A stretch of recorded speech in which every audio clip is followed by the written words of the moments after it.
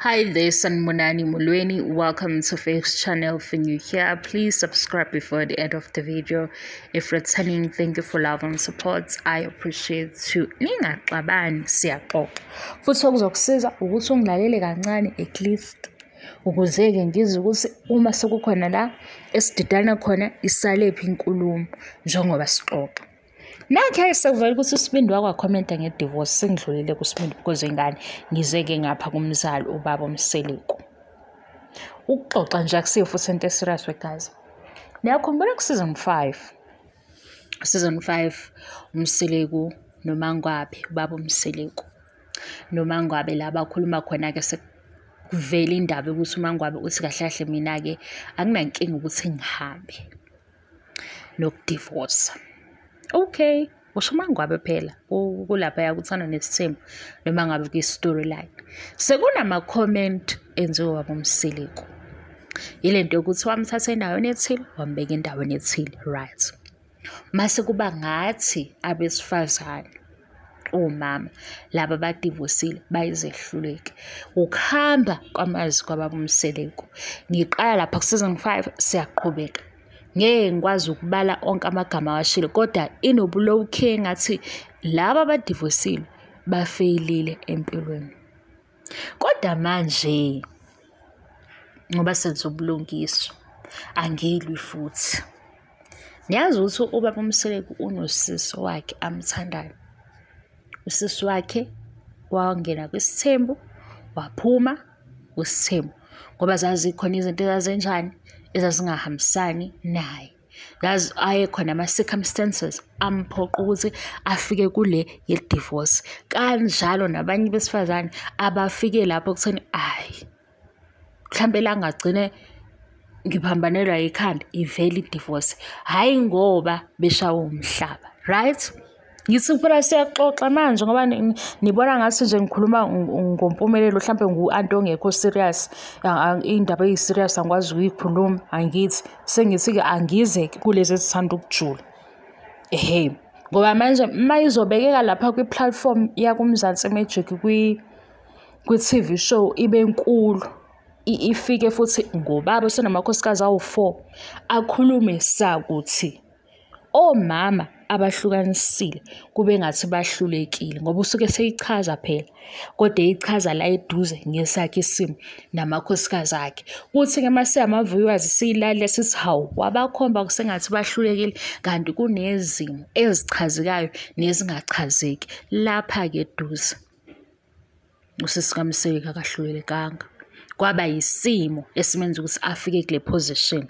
Ngikuthathe lapho ukuthi usisi kaMseleko wahlukanisa. Uma umkhulu uMacele ubezobuza amakhosikazi ezelaphaya kuyi-women in polygamy high tea.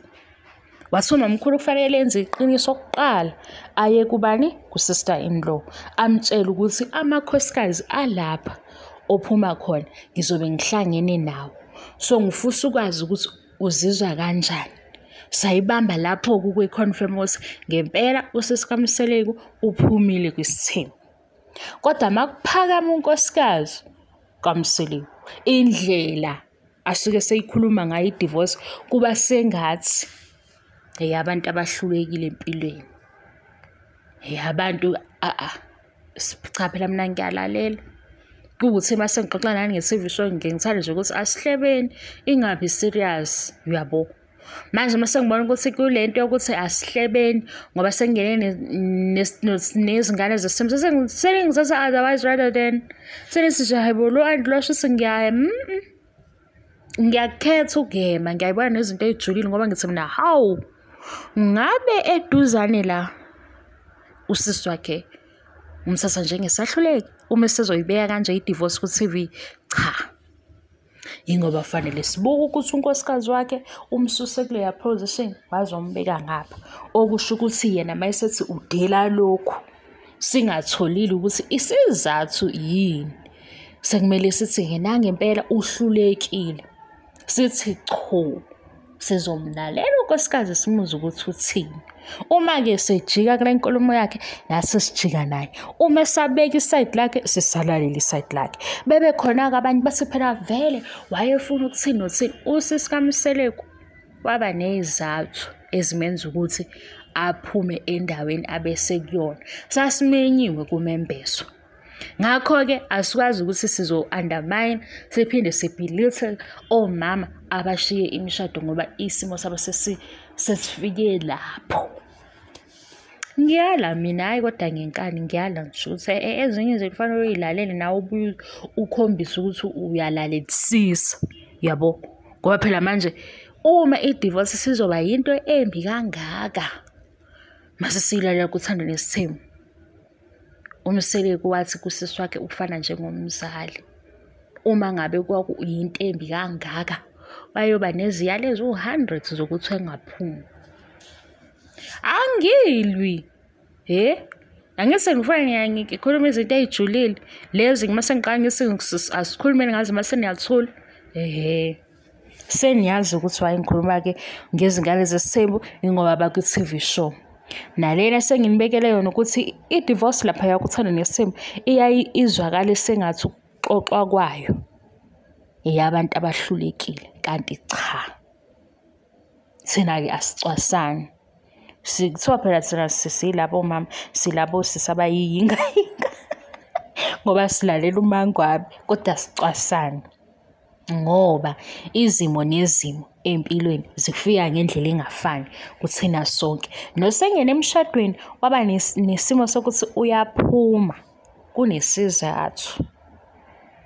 And kuhle ukuthi-ke uphume usakahle uze ungahanji ukhonjwa abantu sebethi hey usuthi wenza itho uhambe ekhuluma ufuna ukuchaza usefuna ukuhambe echazela bonke abantu ngoba futhi abantu abanandaba.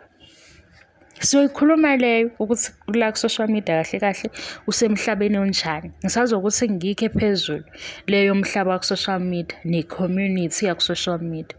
Okwamanje ngizobe ngisafuna ukuthi ngithi ukuthinta izinto ezithi ukujula kancane mhlawumbe nibone ukuthi hawo kanti angona umsangano, yabo. Ngapha manje sengifuna ama-commenteni ngithi hayibo kwenzakalani manje ngizwa ngikhuluma nge-TV show nibona ukuthi ngazi ngiyadlala kodwa ngiqinisile. Hayibo ama-comment enu nengiwadelithayo ngisaguqe phansi ngamadolo ngiyacela inhlamba angihambisani nayo. Nalabo engixoxa ngabo ngiyabahlonipha ukuthi i-topic isuke ifuna ukuthi sithi ukushona phansi kakhulu, sithi ukuthi sijule nayo mase kuba sengathi inhlonipho iyalahleka, kanti cha, ngimkhulu ekuhlonipheni abantu noma sibabona lapha mabona ukuthi singabazeli eduzane. Nezimo abaveza kwi-TV show indlela esiyithatha ngayo siyithathe ngayo inhlonipho. Angazi ukuthi kuphi la ngikhuluma khona mase kube iyaxoveka lento uzwakale sengithi ngumxovi mase niyaphambana ke nento engiyikhulumile. Angazi kodwa ngiyabonga isupport kakhulu. Bye.